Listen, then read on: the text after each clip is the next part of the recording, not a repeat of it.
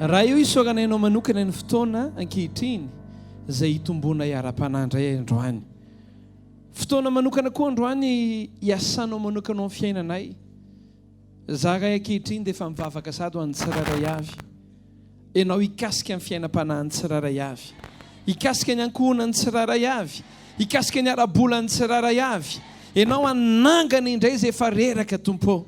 Ampahery indray ianao izay kivy. Anovy ianao androany satria tompo tsy misy fotoana ka misy olona tonga ao anatrehanao ka miala maina zany. Raha eo za manonona manokana hoe ny tsiraray avy tsy misy miala maina na ny ray azy. Mety tsy ho tazan'ny masonay, mety tsy ho tsapan'ny nofonay ny zavatra mitranga, fa ny zavatra fantatray eny amin'ny tontolo ara-panahy efa misy zavatra mitranga ankehitriny. Amin'ny anaran'i Jesosy Kristy tompo, androany koa anatin'ny teninao dia aoka hietry ny nofo ahatakatra ny saina irehitra ny fanahy.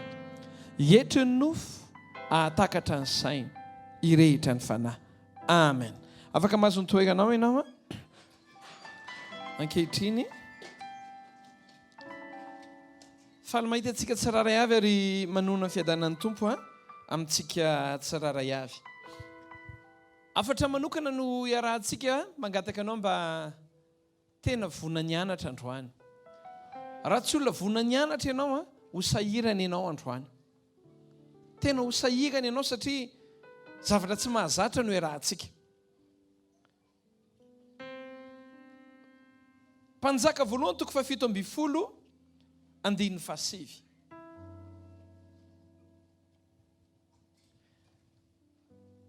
Ny afatra ho raisitsika androany loha hevitra dia hoe mitombo zazakely. Tenenkeno kaikinao mitombo zazakely hoe. Fantatrao ve fa ny olana amin'ny fiainanao dia indraindray satria ianao efa lehibe. Ary indrindra ianao mahatsiaro ny tenanao hoe za efa lehibe. Mino fa ny akamaroantsika reto efa niteny izany daholo amin'ny fiainana hoe za efa lehibe.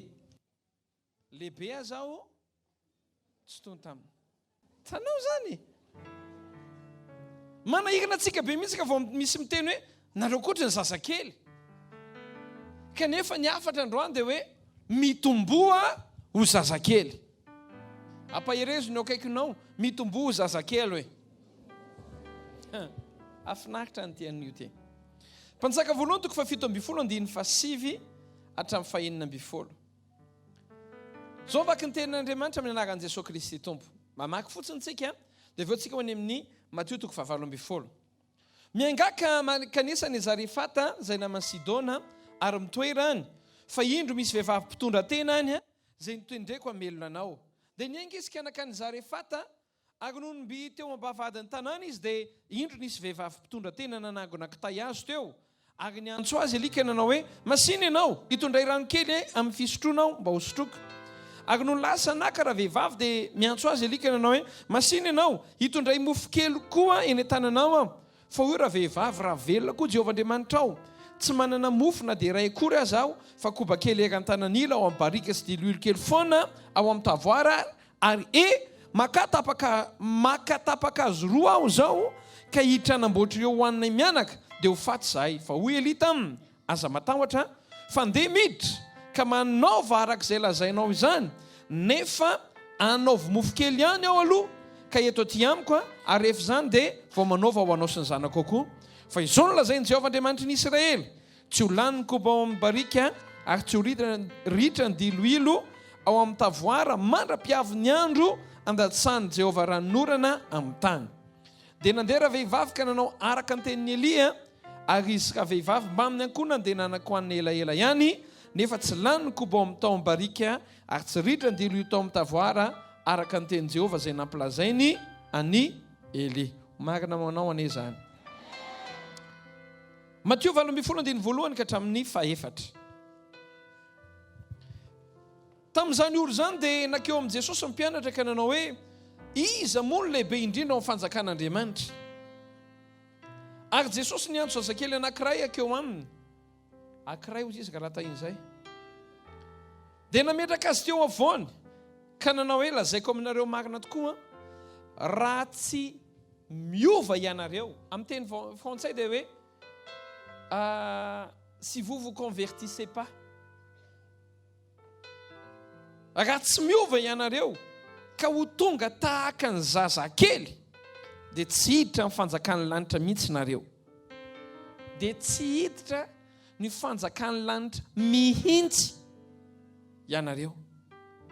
Koa na iza nazovy anetry tena tahaka ity zazakely ity dia izy no lehibe indrindra ny fanjakan'ny lanitra. Nefa Jesosy, Matthieu 7:14, nefa Jesosy kosa nanao hoe avelao ny zaza ary aza rarana tsy anatonay fantoazy ny fanjakan'ny lanitra. Manahirana ma ny afatra rahantsika androany raha olona ranofo, satria isika androany tsy miteny hoe manaova sain-jaza na hoe ndana miverina vidy kapsily na milalao saribakoly, fa ny zavatra akaisitsika androany dia ny hoe miverena na hoy Jesosy hoe manahafa ny zazakely. Ilay zaza resana eto dia zaza 3 ka hatramin'ny 9 taona 7 taona eo. Ianao ve tsy mahita hoe ny zaza 3 hatramin'ny 7 taona tsy isy problème mihitsy? Ianao manana problème, fa izy tena olona tena milamina ka samy milamina. Zaho koa ny zavatra mahagagana amin'ity topo ity Andriamanitra zany rehefa miteny dia any amin'ilay zavatra fahafa foana ianao nasainy mianatra. Makanisany mivitsika ozy izy. Olona zao ianao dia asainy mianatra mivitsika. Jerevindray ozy izy mivory manidina. Tsy haiko hoe ianao ve azo ampitoviana amin'ny fody. Kanefa misy lesona daholo ambadika. Dia hoy indray Jesosy eto, raha te ahita ny fanjakan'ny lanitra na koa na hiditra ny fanjakan'ny lanitra, na hoe raha dikako dia zao, raha te hiaina an'izany hoe ianao miaina fahagagana, ianao mitombo miaraka amin'Andriamanitra, ary tianao azo antoka hoe tonga any an-danitra ianao, dia izao ozy izy Jesosy Kristy miverena toy ny zaza aloha. Teny kero akaikiny hoe miverena toy ny zaza hoe zao tontolo zao miteny aminao hoe ndana mitombo saina amin'izay. Zao tontolo zao miteny aminao hoe ampiasao io saina io. Fa neny Jesosy Kristy ohatrany tsy ohatry zany ny anazy, verena ohatrany zaza. Fa inona ilay toetrany zaza? Milaza aminao raha hiverina hanana toetrany zaza ianao, anomboka hiaina fiainam-pahagagana, hiaina fiainam-pahasambarana ianao. Zavatra koa samihafa zany sady sambatra ianao no hiaina fiainam-pahagagana. Le zavatra be dia be ao anatintsika io blocage amin'ny fiainantsika. Averiko fanindroany. Le zavatra be dia be ny anarantsika, ny taizanantsika, tsy hoe ratsy reny, fa ka fanjakan'ny lanitra no tediavana. Raha ohatra ka olona mila fahagagana, raha olona te ho sambatra amin'ny fiainana, raha olona tena hoe te ho any an-danitra, milaza aminao misy zavatra nampianarana anao tsy mety. Teninkenao akaikinao aloha hoe misy zavatra nampianarana antsika hoe tsy mety. Misy zavatra nitaizanantsika tsy mety. Fa maninona Jesosy amiteny hoe verena toy ny zaza? Ny tena marina tokony ohatra ny averina 0 mihitsy tsika. Andao le tsika hijery toetra ny zaza fa maninona Jesosy? Maninona hoe ny olona miverina toy ny zaza dia ahita ny fanjakan'ny lanitra na hoe ahita zavatra be dia be miaraka amin'Andriamanitra? Voalohany amin'ny toetra ny zaza, zay moa zay sy Pastor Sandra dia niteraka 3. Zao ny zanakay farany 9 taona. Dia rehefa miditra makany amin'ny tranonay dia misy totohatra miakatra zay. Ainao, vao fantatry ilay zanako hoe tonga ahako, dia makeo ambony ny totohatra eo izy. Dia miantso izy papa. Dia efa mailomailo ahako. Satria maninona? Tapika eo izy avy eo ambony totohatra eo tonga dia misaoty makaty aminahako. Laza aminao raha olona vorosaina tsy saoty eny amin'ny totohatra zany. Teninkenao akaikinao raha olona normal hoe mba raha isaoty saina hoe Pasteur Sandra ve ringy ambony ery dia za ety ambany dia isaoty ve izy? fa maninona le zaza no misaoty satria maninona manatoetra ny zaza izy fantany hoe raha papa io ambany io tsy avelan'io hitotony zany ahako. Ny zaza ka lasaka nabavy manana fahatokina tanteraka ny ray aman-dreniny. Amen. Atsika tokony miverina toy ny zaza, mila miverina mahatoky tanteraka an'Andriamanitra tsika hoe ninona tsy amelana hitotony zany Andriamanitra, tsy amelana ho ravo zany Andriamanitra, tsy amelana ho potika zany Andriamanitra. Fa ny mampijaly antsika amin'ny fiainana, hitanao arakaraka ny tombona, misy zavatra miala ao anaty, misy toetra ny zaza miala ao anaty. Io zanako io ninona tsy te halala eo, fa nahafarany ambony ka hitany eo ambany eo dia misaoty izy. Papa, saoty izy. Rehefa noana izy dia miteny fotsiny papa, za noana. Tsy te halala izy hoe misy vola avy eny papa sa tsisy. Fa ny zavatra fantany noana izy, ary raha papa miaraka aminy, tsy maintsy mihinana izy. Tsy haiko mitovy amin'izany ve zanakao? Raha tsy mitovy amin'izany hoe ataovy délivrance. Ka satria zay le toetra ny zaza.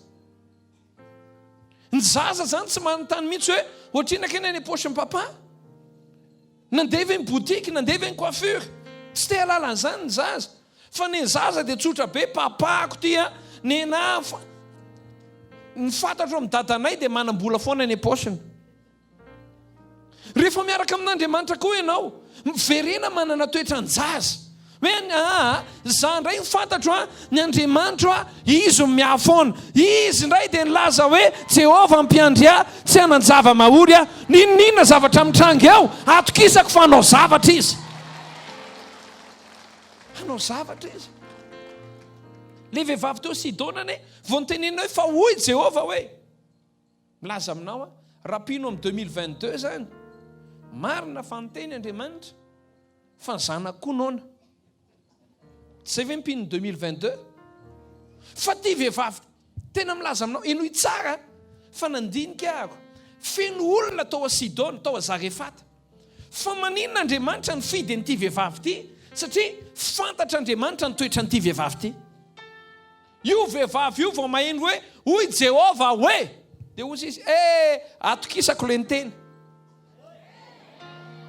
Ahoana hozy izy zamba manona amin'ny fiainanao hoe iova tanteraka ny fomba fisainanao. Karazana olona atoky an'Andriamanitra ilay miteny foana ny hainao. Amen. Amin'ny fotoana rehetra atoky azy ianao. Amen. Toetra ny zaza. Teny keno kaikinao hoe sain'ny zaza hoe. Toetra ny zaza hoe mahatoky tanteraka an'Andriamanitra. Mahatoky ny fitantanany. Voalohan'izay, ny toetrana zaza faharoa koa dia izao. Ny zaza dia mankato.